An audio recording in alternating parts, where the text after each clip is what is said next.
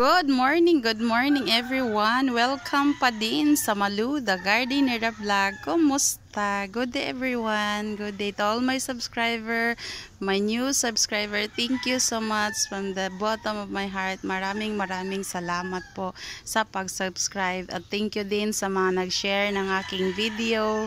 Thank you so much talaga. Salamat. So for today's video ay ipakita ko sa inyo ang aking native fall. Isa sa mga native fall ko na masipag siyang mag-bloom, na ngayon binibigyan din niya ako ng maraming bibis o mga saha, kumbaga sa Bisaya. So ayan, daming bibis na binigay niya sa akin. Tapos yung iba ay tinanim ko na sa sanga ng aking pomelo, sanga ng puno ng pomelo at saka sa mangga. Pero ngayon hindi ko pa naubos yung kaniyang mga kikis dahil napakadami pa. Yung iba wala pang ugat, meron ding iba na meron na ding ugat. Ayan, oh, super, ang dami talaga. Ayan, ang daming kikis na binigay sa akin. Ayan, oh, meron na akong nakuha din dito. Marami na din at tinanim ko na. Ayan, pero meron ito pa din. Oh, ang dami. Ayan siya, oh, ang dami. Itong native fall na ito, masipag siyang mag-bloom. Hindi kagaya ng ibang native fall na once a year lang magbigay ng mga spike or mamulaklak. Pero ito siya, masibag talaga siya na mulaklak. Ayan, oh, meron na din siyang spike na binigay. Ito yung kanyang bulaklak. Although maliit siya, pero marami naman ay siyang mga spike na ibigay sa iyo. Ayan, oh, super sipag niyang mamulaklak, kaya nagandahan talaga ako sa kanya. Yung mga tangkay niya mataas. Ayan, mataas siya, kaya nakasayad na yan malapit sa lupa. Ayan. So, nag-decide ako na sa taas ko siya itatanim. Doon ko siya idikit sa mataas na sanga ng puno.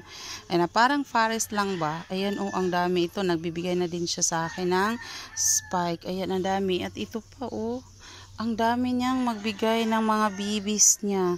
Ayan, oh, ito nag-spike na din. Yan, meron na siya. So ayan, nagtinanim ko na to. Yung iba nito tinanim ko na. Yung ito hindi pa. Yan, meron naman din siya mga maliit pa na ugat. Pero sa kanalang kung malalaki ng kanyang mga ugat, itatanim natin yan. Yan. So meron na akong natanim nila. Ayan, oh, nasa itaas. Yan, kasi gusto ko yan, oh, buhay na yan, magto 2 weeks na yan, meron na yung mga new roots. Ayan, gusto ko kasi yung kanyang mga kanyang mga bulaklak na kaganon, nakahang siya. Ayan, so dami niya, no? 1, 2, 3, 4, 5, 6, 7, 8 na. At meron din akong natanim dito sa puno ng mangga. Ito, ayan, iyan, oh, yun, buhay na din yan. Meron na din yung mga new roots. Yan, 1, 2, 3, 4, 5, 6, 7, 8, 9. Yan, oh, ang dami talaga niya.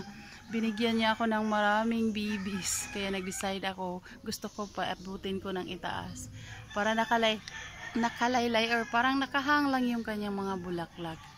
Hindi makasayad sa lupa kasi mataas yung stalk niya or tangkay niya, eh. Kaya ganyan ko siya tinanim. Yan lang. Thank you for watching. God bless everyone.